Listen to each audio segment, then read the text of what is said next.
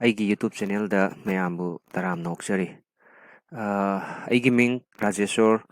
ꯂꯩꯐꯝꯅ ꯊꯣꯛꯄꯝ, Thoubal ꯊꯣꯛꯄꯝ. ꯇ꯭ꯔꯦꯗꯤꯡꯗ 5 years experience. Okay. Ngasidi topicse Nifty analysis tausi. Nifty analysis tausi Nifty da ngasi kamdongna price to price action taugi kari confirmation lagi up chatpa down chatpa yani lagi bra plus hayengi prediction kadai wai jaga dagi karamba price action la agadi kari tawba yagge buy yabra sell yabra Nifty da sigi matangda khara nainas haujikanse options khoigi yam volatile oy leverage amata pidre leverage habisi kaino hai taragadi aina yaujariba capital dudagi ahenba broker dagi puraga moina akhoida thadaraga akhoina stock tuma akhoi changba yarambaneba adugi broker na piba ahenba paisa do akhoi yaujariba capital dugi matungina puba yaba paisa do madudo zero oigare saigi stock ta share masing yamna phangdabado sunakangi option jidida loinamak khoigi stock sanaramba kangudo ayamba option da lakhareba kaigino hai taragadi sai leverage piraktabagi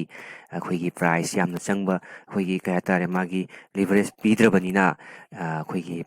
changba ya share masing yamna changba yadrabanina maramaduna kaidore paisa khara hongba khoigi option jidida ondhareeba Trendline kamdong ni yekani habagi video do mayam yengbiragadi sise fajana muna khangani si high point dagi sidaida khoigi low point sidaida low point ama high point am lere low point am lere ahan bagi ko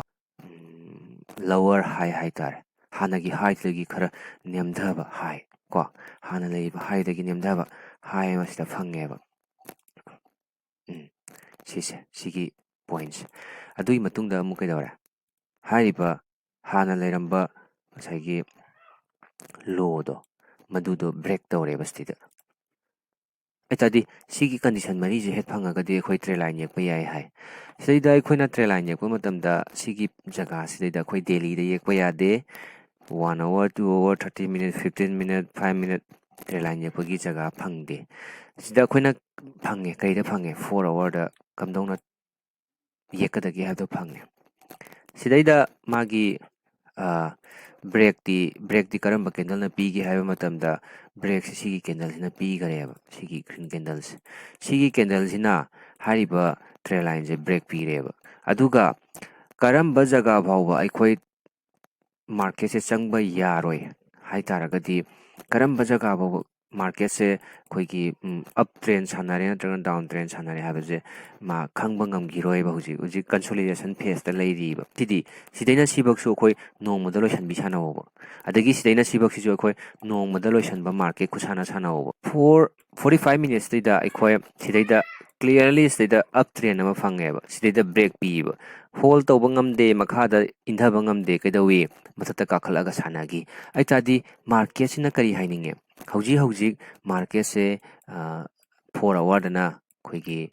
kaino laigare down trend kaidi kairaga up trend ju down trend ju sadaba marakta laireba adagi time frame khara pikthara akanda 45 minute ta up trend laiyeba up trend laiba maram nani ngasi sigi market se makhada kumgabada sathina kumgadaba market se sidagi zigzag tawraga matun waida laigris ngasi market se karigumba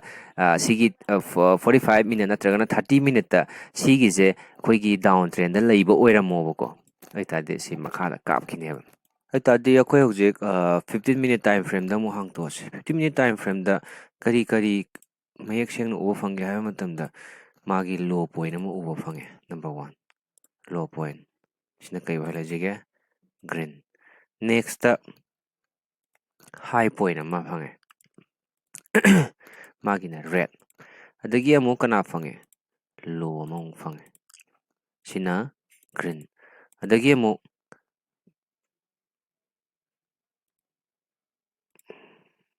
high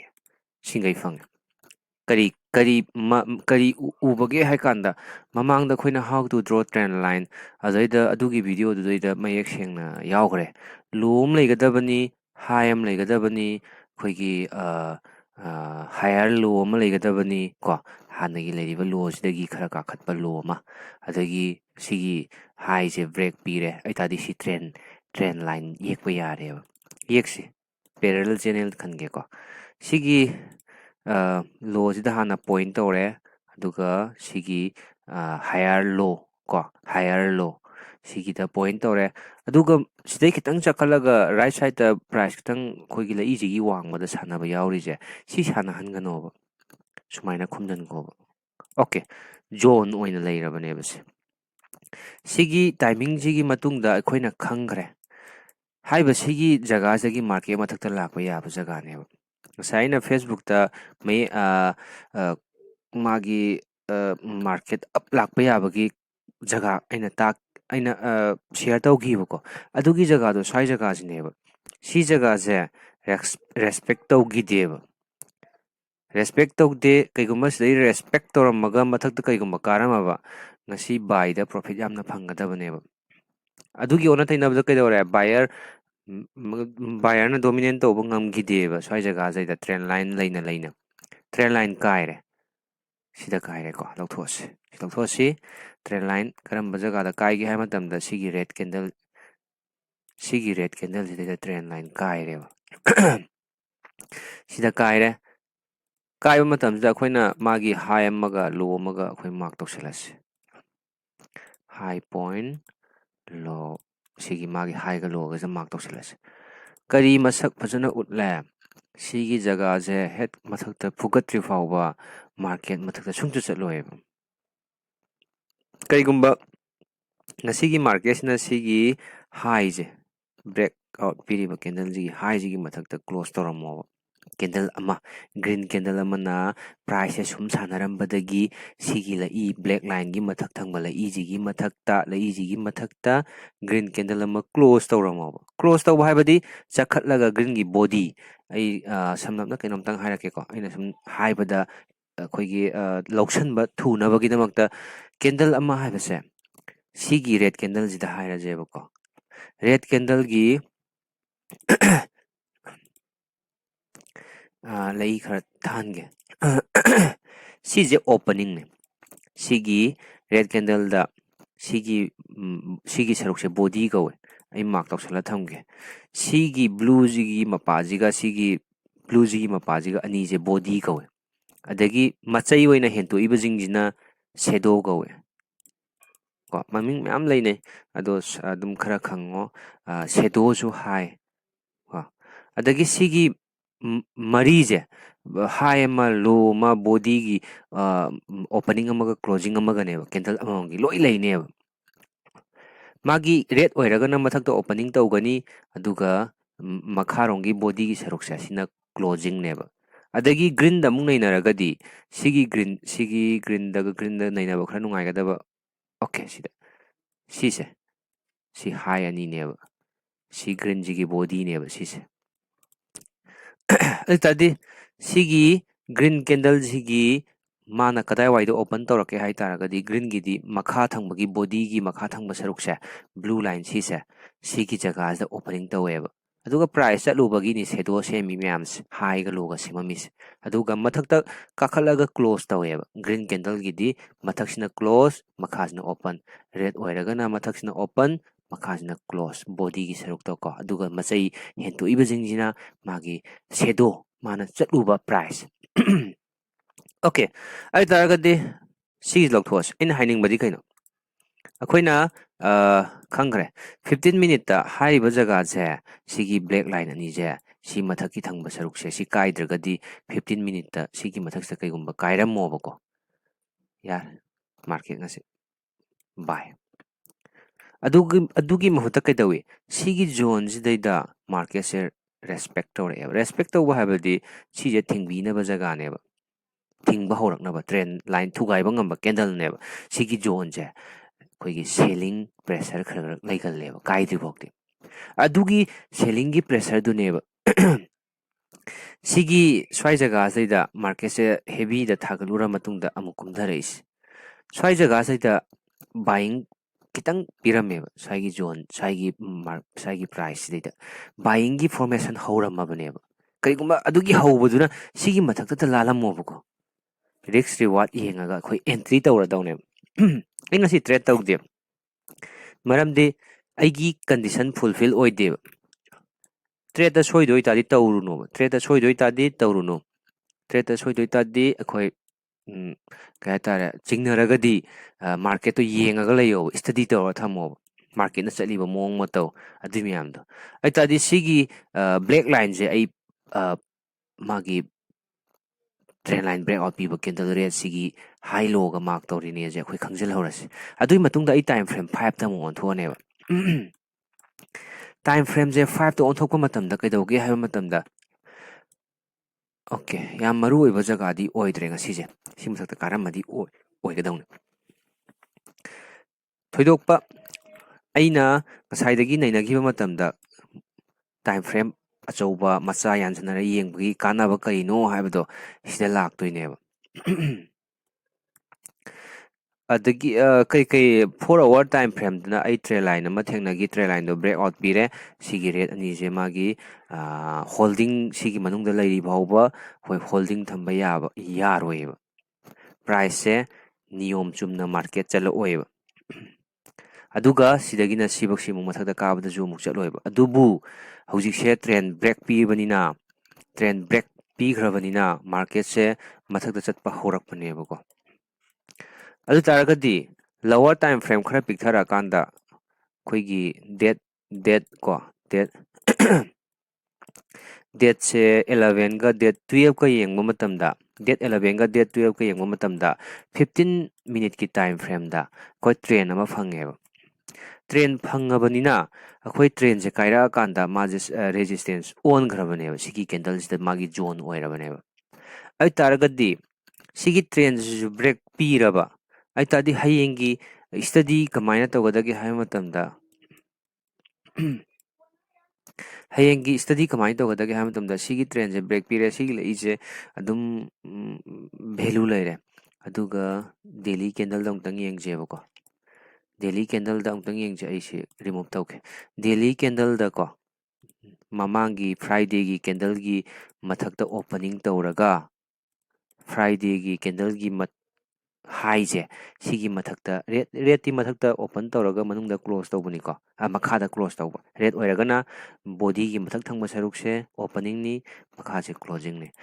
ꯁꯤꯒꯤ green candle Friday ꯅꯨꯃꯤꯠꯀꯤ ꯃꯥꯒꯤ ꯍꯥꯏꯁꯦ ꯁꯤꯒꯤ ꯃꯊꯛꯇ open ꯇꯧꯔꯒ ꯃꯅꯨꯡ ꯆꯪꯁꯤꯜꯂꯒ close ꯇꯧꯁꯟꯈ꯭ꯔꯦꯕ ꯁꯤꯒꯤ ꯁꯤꯒꯅꯦꯜꯁꯦ ꯀꯩꯅꯣ ꯍꯥꯏ ꯇꯥꯔꯒꯗꯤ ꯍꯌꯦꯡꯒꯤ मार्केट सेलिंग सानौ हाइदोइनेब सेलिंग सानबा मतमदा कई हाइतारे अखोइदा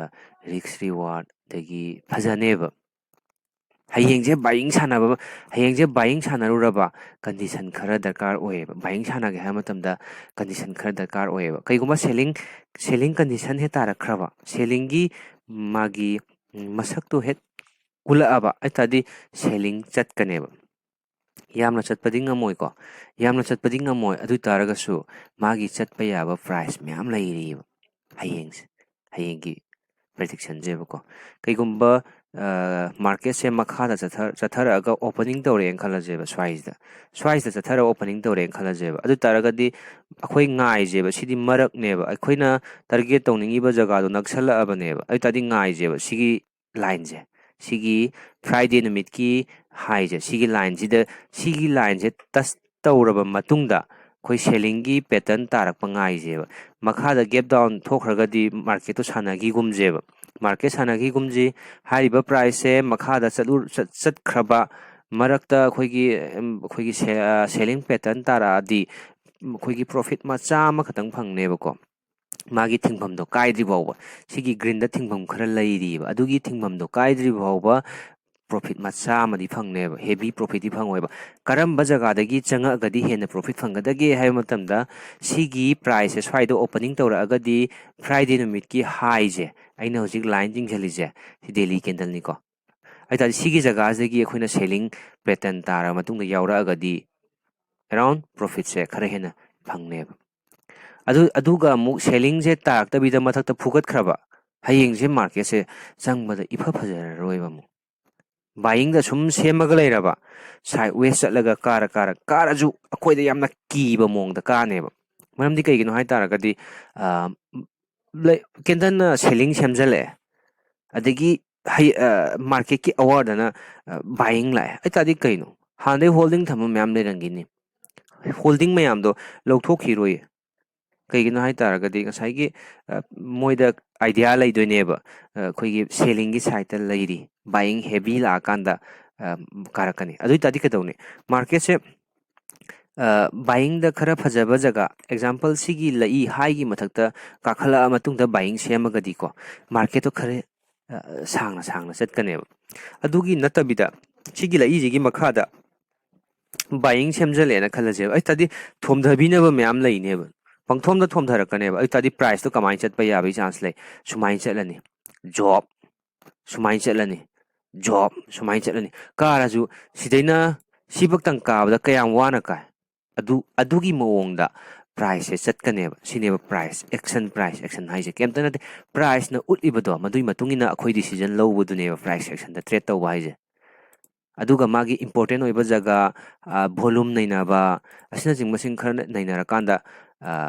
ꯑꯀꯨꯞꯄ ꯍꯥꯏꯇꯥꯔꯦ ꯈꯔ ꯀꯨꯞꯁꯟꯅ ꯅꯩꯅꯔꯒ ꯑꯩ ꯍꯣꯝꯋꯥꯔꯛ ꯇꯧꯊꯣꯛꯈ꯭ꯔꯕ ꯃꯇꯨꯡꯗ ꯍꯌꯦꯡ ꯑꯗꯨꯒꯤ ꯖꯒꯥꯗꯣ ꯀꯟꯗꯤꯁꯟꯗꯣ ꯐꯨꯜꯐꯤꯜ ꯇꯧꯗ꯭ꯔꯤ ꯐꯥꯎꯕ ꯇ꯭ꯔꯦꯠ ꯁꯨꯡꯆꯪ ꯆꯪꯉꯣꯏꯕ ꯃꯌꯥꯝꯁꯨ ꯆꯪꯕꯤꯒꯅꯣꯕ ꯑꯩꯈꯣꯏꯒꯤ ꯏꯁꯥꯗ ꯅꯣꯂꯦꯖ ꯂꯩꯔꯕ ꯃꯇꯨꯡꯗ ꯍꯥꯏꯔꯤꯕ ꯖꯒꯥꯁꯤꯗꯒꯤ ꯐꯖꯔꯒꯗꯤ ꯍꯣꯏ ꯑꯩꯅ ꯐꯖꯩꯅ ꯈꯜꯂꯤꯕ ꯖꯒꯥꯁꯦ ꯃꯌꯥꯝꯒꯤ ꯑꯄꯥꯝꯕ ꯑꯣꯏꯔꯝꯗꯕ ꯃꯌꯥꯝꯒꯤꯅ ꯑꯇꯣꯞꯄ ꯀꯟꯗꯤꯁꯟ ꯑꯃ ꯂꯩꯔꯝ ꯇꯥꯔꯒꯗꯤ ꯑꯗꯨꯒꯤ ꯖꯒꯥꯗꯨꯐꯛ ꯌꯧꯔꯛꯄ ꯉꯥꯏꯈꯣꯕ ꯄ꯭ꯔꯥꯏꯁꯅ ꯃꯈꯥ ꯇꯥꯔꯦꯅ ꯃꯈꯥ ꯇꯥꯕꯗꯨꯗ ꯌꯥꯎꯁꯟꯈꯤꯅꯣꯕ ꯉꯁꯤꯒꯤ ꯃꯥꯔꯀꯦꯠꯇꯨ ꯌꯦꯡꯉꯣꯕ ꯉꯁꯤꯒꯤ 5 ꯃꯤꯅꯤꯠꯀꯤ ꯃꯥꯔꯀꯦꯠꯇꯨ ꯌꯦꯡꯕ ꯃꯇꯝꯗ ꯀꯩꯗꯧꯏ ꯍꯥꯏꯔꯤꯕ ꯁꯤꯒꯤ ꯖꯒꯥꯁꯤꯗ ꯑꯣꯄꯅꯤꯡ ꯇꯧꯔꯛꯑꯦ ꯒꯦꯞ ꯑꯞ ꯊꯣꯛꯏꯅꯦꯁꯦ ꯁꯤ ꯒꯦꯞ ꯑꯞ ꯊꯣꯛꯏꯅꯦ ꯍꯥꯏꯒꯤ ꯃꯊꯛꯇ ꯒꯦꯞ ꯑꯞ ꯊꯣꯛꯏꯅꯦ ꯑꯗꯨꯒ ꯄ꯭ꯔꯥꯏꯁꯁꯦ ꯃꯊꯛꯇ ꯈꯤꯇꯪ ꯑꯃ ꯆꯠꯂꯨꯔꯦ ꯑꯗꯩ ꯀꯩꯗꯧꯏ ꯁꯤꯗ ꯑꯩꯅ ꯕꯥꯏ ꯇꯧꯔꯨꯔꯒꯗꯤ ꯁꯣꯏꯗꯣꯏꯅꯤ ꯇꯨ ꯁꯤꯅꯤ ꯉꯁꯤꯒꯤ ꯄ꯭ꯔꯥꯏꯁ ꯈꯨꯆꯠꯁꯦ ꯌꯦꯡꯁꯤꯀꯣ ꯉꯁꯤꯒꯤ ꯀꯦꯟꯗꯜꯒꯤ ꯄ꯭ꯔꯥꯏꯁ ꯈꯨꯆꯠꯁꯦ ꯌꯦꯡꯁꯤꯀꯣ ꯄ꯭ꯔꯥꯏꯁꯁꯦ ꯀꯃꯥꯏꯅ ꯆꯠꯂꯤ ꯍꯥꯏꯕ ꯃꯇꯝꯗ ꯕꯥꯏꯌꯤꯡ ꯂꯥꯛꯑꯒꯗꯤ ꯐꯖꯒꯗꯕ ꯄ꯭ꯔꯥꯏꯁꯅꯦꯕ ꯑꯗꯨꯕꯨ ꯀꯩꯗꯧꯏ ꯄ꯭ꯔꯥꯏꯁꯁꯦ ꯌꯦꯡꯉꯨ ꯁꯨꯃꯥꯏꯅ ꯀꯥꯈꯠꯂꯨꯔꯦ ꯀꯨꯝꯊꯔꯦ ꯀꯥꯈꯠꯂꯦ ꯀꯨꯝꯊꯔꯦ ꯀꯤꯅꯤꯡꯉꯥꯏ ꯖꯣꯕ ꯑꯃꯨꯛ ꯊꯥꯗꯩ ꯃꯈꯥ ꯇꯥꯅ ꯂꯥꯛꯈꯤꯗꯧꯒ ꯃꯥꯜꯂꯦ ꯖꯣꯕ ꯑꯃꯨꯛ ꯊꯥꯒꯠꯂꯦ ꯑꯃꯨꯛ ꯀꯨꯝꯊꯩ ꯁꯤ ꯀꯩꯗꯧꯏ ꯁꯤꯒꯤ ꯖꯒꯥꯁꯦ ꯄꯨꯔꯥ ꯁꯥꯏꯠ ꯋꯦꯁ ꯂꯩꯔꯕꯅꯦꯕ ꯁꯤꯅꯦꯕ ꯁꯥꯏꯠ ꯋꯦꯁ ꯍꯥꯏꯁꯦ ꯕꯥꯏꯌꯤꯡ ꯁꯦꯝꯃꯛꯑꯒ ꯐꯖꯒꯗꯕ ꯖꯒꯥꯁꯤꯗꯩꯗ ꯕꯥꯏꯌꯤꯡ ꯁꯦꯝꯃꯛꯇꯅ ꯁꯦꯂꯤꯡ ꯁꯦꯝꯃꯒ ꯁꯨꯝ ꯂꯩꯔꯒ ꯀꯃꯥꯏꯅ ꯄ꯭ꯔꯥꯏꯁ ꯆꯠꯇꯣꯏ ꯑꯁꯤꯗ ꯑꯩ ꯉꯁꯥꯏ ꯆꯪꯕ ꯌꯥꯕꯒꯤ ꯖꯒꯥ ꯂꯩꯔꯝꯃꯦꯕ 15 ꯃꯤꯅꯤꯠꯀꯤ ꯀꯥꯏꯔꯛꯄꯗꯣ ꯑꯩ ꯄ꯭ꯔꯣꯐꯤꯠ ꯌꯥꯝ ꯅꯦꯝꯕꯅꯤꯅ ꯑꯩꯒꯤ ꯏꯁꯇꯣꯞ ꯂꯣꯁꯅ ꯍꯦꯟꯅ ꯆꯥꯎꯔꯛꯄꯒꯤ ꯆꯥꯟꯁꯇ ꯂꯥꯛꯇꯣꯏꯅꯦꯕ ꯅꯠꯇ꯭ꯔꯒꯅ ꯏꯁꯇꯣꯞ ꯂꯣꯁꯇ ꯑꯩꯒ ꯈꯟꯖꯔꯤꯕ ꯀꯦꯟꯗꯜꯗꯣ ꯑꯗꯩ ꯈꯔ ꯄꯤꯛꯊꯔꯒ ꯑꯩꯅ ꯉꯝꯕ ꯄ꯭ꯔꯥꯏꯁꯇ ꯊꯝꯃꯒ ꯑꯩ ꯇ꯭ꯔꯦꯠ ꯇꯧꯕ ꯌꯥꯏꯑꯕ ꯌꯥꯝ ꯀꯥ ꯍꯦꯟꯅ ꯃꯥꯡꯍꯟꯗꯕꯤꯗ ꯃꯔꯝꯗꯤ ꯉꯁꯤ ꯕꯥꯏꯌꯤꯡ ꯀꯟꯗꯤꯁꯟꯗ ꯉꯔꯥꯡ ꯂꯩꯈ꯭ꯔꯕꯅꯤꯅ ꯉꯁꯤꯗꯤ ꯕꯥꯏꯌꯤꯡ ꯁꯦꯝꯃꯛꯑꯀꯥꯟꯗ ꯐꯖꯒꯗꯕꯅꯦꯕ ꯑꯗꯣ ꯑꯩ ꯇ꯭ꯔꯦꯠ ꯆꯪꯗꯦ ꯀꯩꯒꯤ ꯑꯩꯉꯣꯟꯗ ꯀꯟꯐꯤꯗꯦꯟꯁ ꯄꯤꯗꯦ ꯑꯩꯉꯣꯟꯗ ꯐꯣꯔꯃꯦꯁꯟ ꯄꯤꯗꯦ ꯅꯣ trade is also A trade ꯍꯥꯏꯅꯔꯤꯕꯅꯤ ꯃꯔꯝꯗꯤ ꯑꯩꯒꯤ ꯀꯦꯄꯤꯇꯦꯜ ꯃꯥꯡꯗ꯭ꯔꯤꯈꯩ ꯑꯩ ꯄ꯭ꯔꯣꯐꯤꯠ ꯑꯣꯏꯗꯣꯏꯅꯦꯕ ꯉꯁꯤꯁꯤꯗꯩꯗ ꯉꯁꯤ ꯑꯩꯅ ꯁꯤꯗꯩꯗ ꯆꯪꯗ꯭ꯔꯤꯁꯦ ꯑꯩꯒꯤ ꯀꯦꯄꯤꯇꯦꯜ ꯁꯦꯞ ꯇꯧꯔꯤꯅꯦꯕ ꯑꯩꯅ ꯆꯪꯉꯝꯃꯒꯗꯤ ꯎꯜꯇꯥ ꯄꯨꯜꯇꯥ ꯂꯥꯛꯑꯝꯃꯒꯗꯤ ꯑꯩꯅ ꯁꯤꯗ ꯁꯦꯂꯤꯡ ꯆꯪꯉꯝꯃꯒꯗꯤ ꯑꯩꯒꯤ ꯄ꯭ꯔꯣꯐꯤꯠꯇꯣ ꯈꯤꯇꯪ ꯐꯪꯕꯗꯒꯤ ꯑꯩꯅ ꯈꯔ ꯍꯦꯟꯅ ꯐꯪꯅꯤꯡꯉꯨꯕꯒꯤ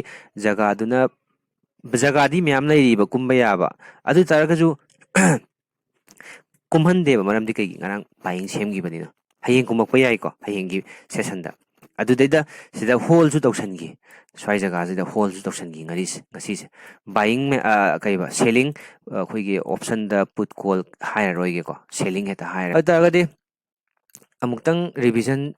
ꯂꯥꯁ ꯑꯣꯏꯅ ꯑꯃꯨꯛꯇꯪ ꯆꯠꯁꯤ ꯗꯦꯂꯤ ꯌꯦꯡꯕ ꯃꯇꯝꯗ ꯑꯩꯈꯣꯏ ꯀꯔꯤ ꯎꯈ꯭ꯔꯒꯦ ꯍꯥꯏꯕ ꯃꯇꯝꯗ ꯁꯦꯂꯤꯡꯒꯤ ꯃꯁꯛ ꯎꯈ꯭ꯔꯦ ꯁꯤꯒꯤ ꯀꯦꯟꯗꯜ ꯑꯅꯤ ꯐ꯭ꯔꯥꯏꯗꯦꯒ ꯉꯔꯥꯡꯒꯤ ꯃꯟꯗꯦꯒ ꯑꯅꯤꯁꯦ ꯌꯦꯡꯕ ꯃꯇꯝꯗ ꯑꯩꯈꯣꯏꯒꯤ ꯍꯌꯦꯡꯁꯦ ꯁꯦꯂꯤꯡ ꯄ꯭ꯔꯦꯁꯔ ꯂꯩ ꯗꯦꯜꯂꯤꯗ ꯂꯩꯈꯔꯦ ꯑꯗꯨꯒ ꯑꯃꯨꯛ ꯑꯩꯈꯣꯏꯅ 4 ꯑꯋꯥꯔ ꯇꯥꯏꯝ ꯐ꯭ꯔꯦꯝꯗ ꯌꯦꯡꯕ ꯃꯇꯝꯗ ꯗꯥꯎꯟ ꯇ꯭ꯔꯦꯟꯗꯤ ꯀꯥꯏꯔꯦ ꯑꯞ ꯇ꯭ꯔꯦꯟ ꯁꯦꯝꯕ ꯍꯧꯔꯦ ꯑꯗꯨꯒ ꯁꯨꯃꯥꯏꯅ ꯂꯩ ꯑꯗꯨꯒ ꯑꯃꯨꯛ ꯑꯇꯣꯞꯄ ꯇꯥꯏꯝ ꯐ꯭ꯔꯦꯝ ꯑꯩꯈꯣꯏꯒꯤ ꯀꯩꯅꯣꯒꯤ ꯀꯥꯏ ꯆꯠꯈꯔꯦ ꯃꯆꯥ ꯇꯥꯏꯝ ꯐ꯭ꯔꯦꯝ ꯃꯆꯥꯗ ꯑꯩꯈꯣꯏꯒꯤ 15 minute ꯐꯥꯎꯇ ꯐꯪꯈꯤꯗꯦ. 15 minute ꯀꯩꯗꯧꯈꯤ? 15 minute ngasi 15 minute ngasi uptrend ama thugaigi. 15 minute uptrend ama thugaigi. Adui matungda market sumai leigibane. Tadi hayengse koina khangre sigi Friday numit ki high ni sije. Sigi makhada leina karigumba market se selling sema gadi koi selling phajani kai condition na selling phajaga hange hai matamda trend line amuhana sigi la easy gi mathakta green amana 15 minute ki candle gi green amana sigi mathakta close tauba yade condition je. Adugi matungda sigi hena phajabadi sigi Friday numit ki high sigi makhada semba ama ko hena phajabadi aduga khoigi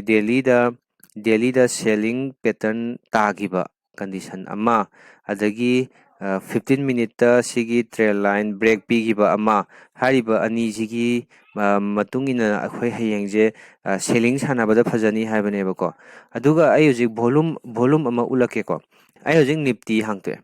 Nifty hangtokpa matamda ai kaidawre sida aina black line ani ije sije ama 18,097 da ama amana 18,077 da ama ani gi zone je makha thangba zone je break piraba aitadi hayeng kadai bang lakpa ya kadagi ha matamda sidi compulsory dum target oibiro mayam sidagi ko sigi la makha ja candle je sem gitaragadi sigi makha da litha gitaragadi ko lai ani je phawdo jakadabane si phawdo tribak selling da khoigi momentum leiroi sigi mathak sida amuka khalaga sumaina amuk sibaki target oibe yadoine ba sija igi target ne ba sigi range igi target ne ai video sida matang solutionjarage duga henna nungai ba kanaba indicator ju marak ta toroke ai indicator di yam kanna ai season te du taraga ju mayam gi khalaga khoigi trading gi kano sida platform sida khoigi indicator makhal mayam yaure sida fx thai je ko fx thai je indicator ngatane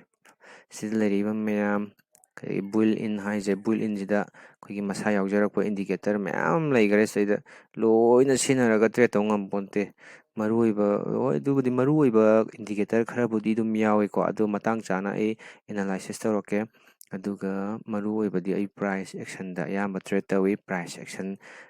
je indicator khudimaki haurakphamne any indicator ama semakpa je price action jida yenga semakpa ngaktane aduga moi indicator jina aikoina lagging ko thengdhaba indicate torokpa matamda thengdhana indicate torokpa moi sinabam lei matangi support piba ngamba indicator yauri lagging oijaragaju aduga maroibadi aina price action sidaida lupkhrisi maramdi indicator horakpadagi hojibu 5 year experience sidaida aina indicator aina haptaba indicator laite aina nainagidaba indicator laite maramaduna aina any indicator aina sinaba lepkhrisi karigino haitaragadi indicator je yamna leg chatle aina changmor matamda magi target yokthomba aduga aigi price to ka tar aigi opposite laaga loss oiba ai thengnagre mayam thengnagre study tawrure back testing tawre adum mayam fail oi adu chumbaju yawe chummaga mayam phangbaju yawe adi nong phadoki wana price action da aigi stop loss pikle indicator hapadi aigi stop loss chaure. Okay, si ma'am akhoi demerit ma'am lay indicator je sinabagi adubu indicator da karamna sinagadagi habdudi aina nainajarakpa aina khangjarakpa mingonai tamuba ma'am duna kamaina indicator je sinagadagi habdu aduju kona ai analysis toroke do maruina price action di ayamba lainanaba akhoi katara sin hena nungaiba kanaba heli haina ai khanghan haininge price action da ayamba trade to haninge target entry, exit, stop loss, sigi ma'am je chap chana taye price action da. Okay, yare ngasidi patang solution jage ma'am la share tawbiu aduga YouTube ta dum leiba ngamnaba 1k bukti yawninge subscriber je 1k yawbadabadi yade hai da 1k yawninge nungti analysis tawroke prediction tawsi aduga hen ba knowledge oiba education videos ma'am ꯇ꯭ꯔꯦꯗꯤꯡꯒꯤ ꯃꯔꯝꯗ ꯑꯩ ꯊꯥꯒꯠꯆꯔꯛꯀꯦ. Okay, ꯉꯁꯤꯒꯤꯗꯤ ꯀꯥꯏꯅꯔꯁꯤ.